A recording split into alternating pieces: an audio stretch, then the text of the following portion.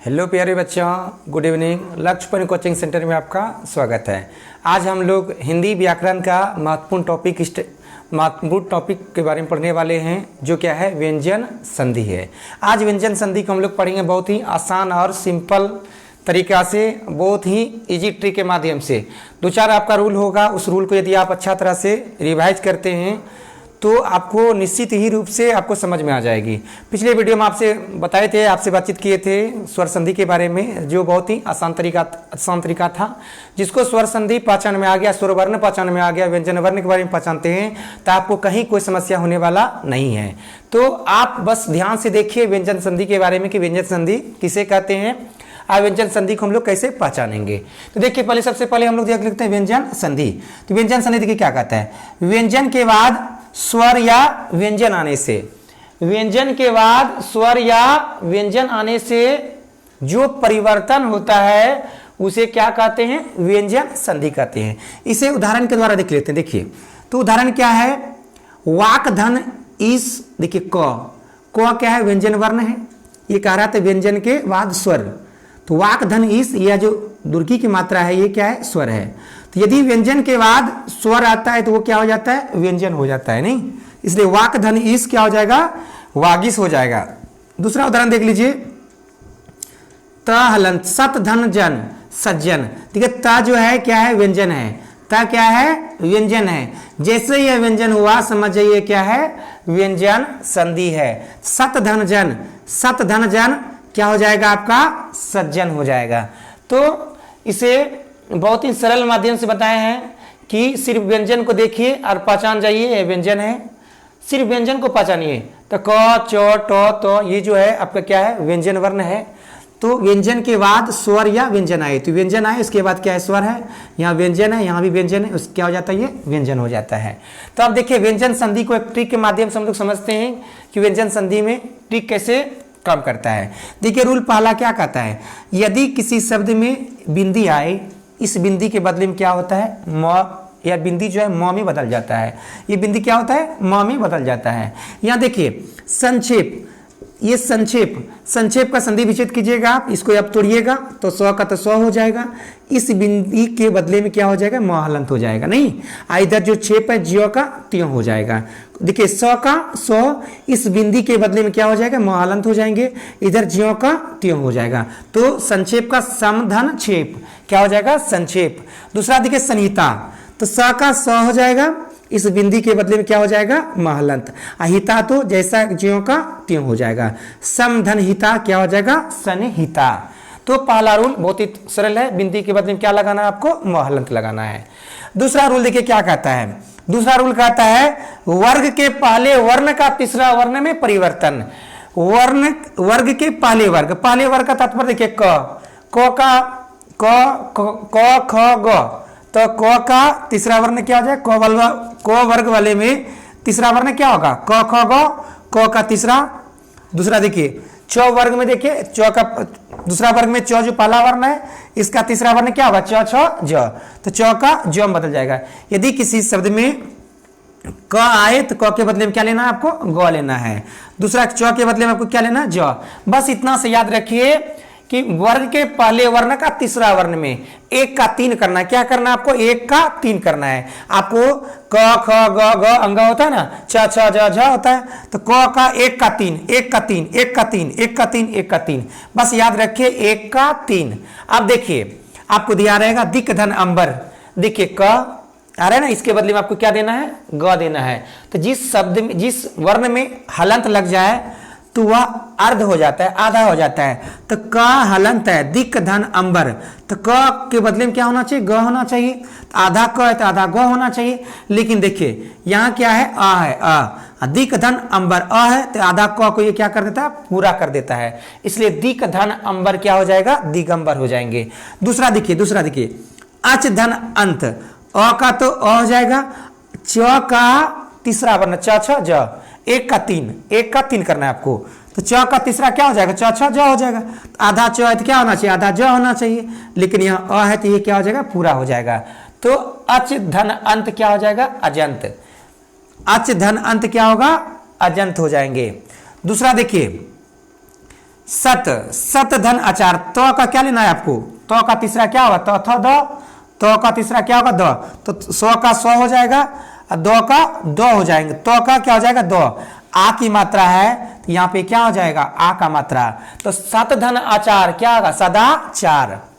दूसरा देखिए दिक धन विजय, तो दिक धन विजय दर्शी का तो हर्षी की मात्रा हो जाएगा, क हलंत है आधा क है तो इसके बदले में क्या देंगे आधा ग देंगे, यहाँ हर्षी की मात्रा इसलिए यहाँ पे हर्षी की मात्रा लगा हुआ है, तो दिक धन विजय क्या हो जाएगा दिग विजय। दूसरा देखिए उत धन घाटन, तो का हर्षों की मात्रा है तरसों की मात्रा हो जाएगा, आधा तो की मात्रा है तो यहाँ आधा द हो जाएगा, तो का तीसरा वर्ण तो द हो जाएगा, इधर ज्यों का त्यों उतर जाएगा। तो बस इस वर्ण को देख लीजिए, इसका तीसरा वर्ण लिखना है आपको, सबका तीसरा जो आधा क है तो आधा उसका जो तीसरा वर्ण है वो भी आधा हो जाएगा, लेकिन देखिएगा यदि अ लगा हुआ है तो वह क्या हो जाता है पूर्ण हो जाता है। दूसरा देखिए उत धन घाटन क्या होगा उद्घाटन।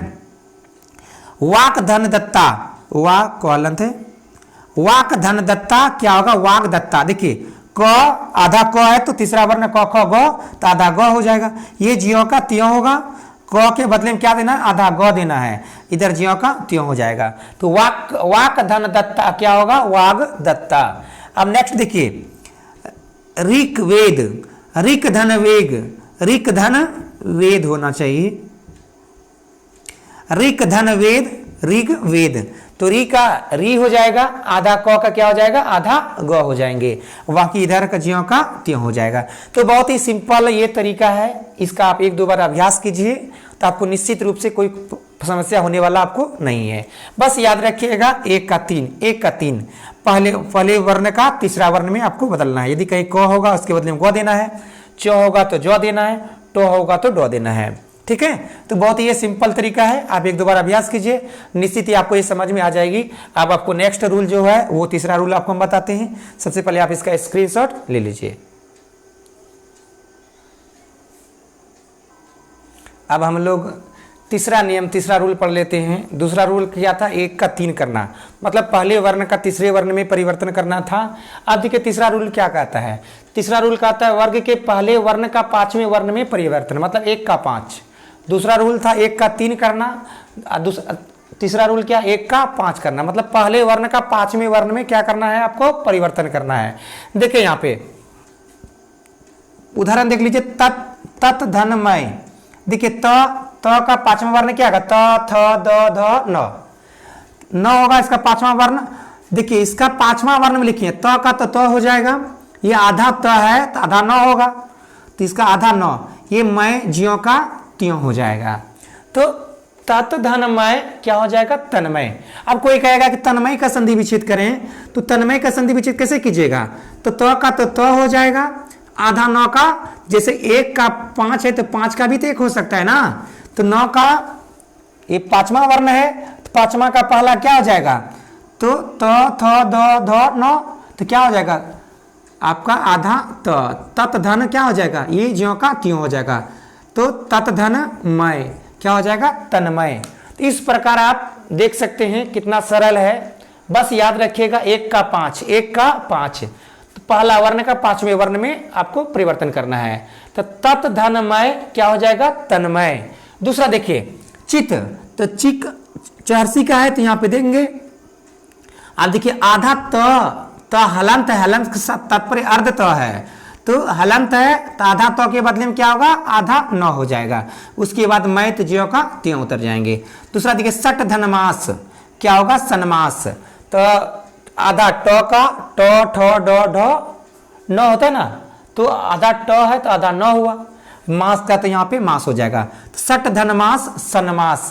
दूसरा देखिए जगत धननाथ, इसको कितना बार पूछा भी गया है, जगन्नाथ का संधि विच्छेद करें तो जगत तो का क्या होगा ज का जग हो जाएगा, तो हलंत का क्या होगा आधा न हो जाएगा, तो 5वां में करना है, तो जगत धननाथ क्या होगा जगन्नाथ।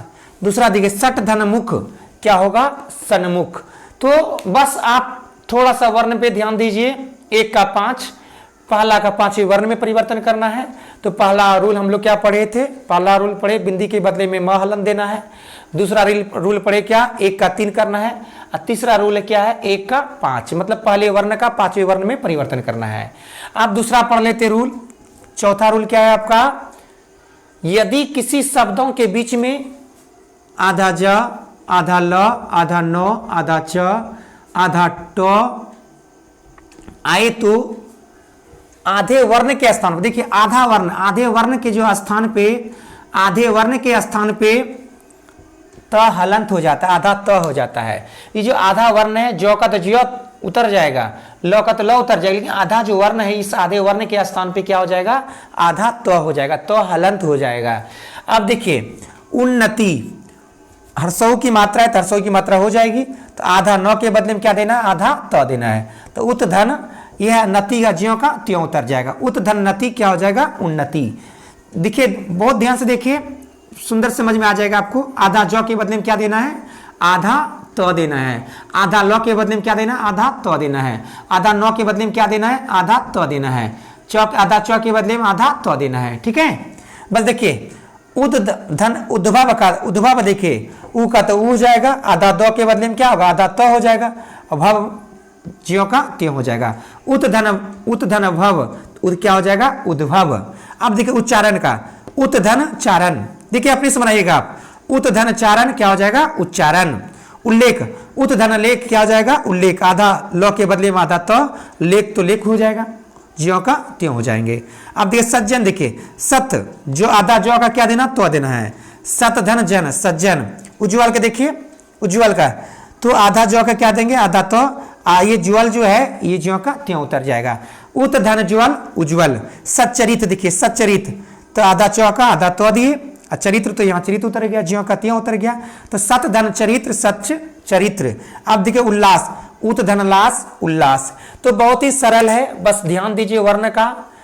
2-4 रूल है आपका, बारी बारी से अध्ययन कीजिएगा, बारीकी से कीजिएगा, कहीं आपको कोई परेशानी होने वाला नहीं है। बस आप वर्ण का ध्यान रखिए। पहला रूल में बिंदी के बदले में म हलन देना है। दूसरा रूल आपका 1 का 3 करना है, पहले वर्ण का तीसरे वर्ण में परिवर्तन करना है। और तीसरा रूल है 1 का 5 करना, 1 का 5वें वर्ण में परिवर्तन करना है। आपका चौथा रूल है कि आधा ज, आधा लो, आधा न, आधा चो, टो रहे, उसके बदले में आपको क्या देना है, तो हलंत या आधा तो देना है। तो ये बहुत ही सिंपल तरीका है, तो आपको समझ में आ गया होगा। इसका आप स्क्रीनशॉट ले लीजिए। अब हम लोग लास्ट रूल जो है 5वां रूल, 6 संबंधी नियम है। देखिए 6 संबंधी नियम क्या कहता है, ठीक है। 6 संबंधी नियम क्या है, हस्व या दीर्घ स्वर के बाद, हस्व या दीर्घ स्वर के बाद यदि छ आए, हस्व या दीर्घ स्वर के बाद यदि क्या आए, छ आए, तो वो क्या होता है, च हलंत में बदल जाता है, मतलब आधा च में बदल जाएगा। तो उसके बदले में क्या देंगे, च आ जाएगा। ये कहता है 6 संबंधी नियम। देखिए 6 संबंधी नियम क्या है, कहता है हस्व या दीर्घ के बाद यदि छ आ जाए तो इसके लिए क्या होता है, आधा च आ जाएगा, च हलंत आ जाएगा। नहीं, क्या आ जाएगा, च हलंत हो जाएगा, आधा च हो जाएगा। अब देखिए हस्व या दीर्घ क्या है, देखो जिस वर्ण के उच्चारण में कम हवा आए या कम उष्मा आए उसे क्या कहते हैं, हस्व, या जिसे बोलने में एक मात्रा का समय लगे उसे क्या कहते हैं, हस्व स्वर कहते हैं। जैसे अ, छोटी ई, छोटी ऊ, री, ये क्या है, हस्व स्वर है। इसकी संख्या कितना हो जाएगा, 1 2 3 4 हो जाएंगे। तो हस्व स्वर की संख्या कितना हो गया, 4। हस्व स्वर किसे कहेंगे, जिसको बोलने में एक मात्रा का समय लगे या जिसको बोलने में कम समय लगे, जिसको बोलने में कम हवा निकले या कम उष्मा निकले, उसे क्या कहते हैं, हस्व स्वर कहते हैं। इसकी संख्या कितनी हो गई, 4। दूसरा है दीर्घ।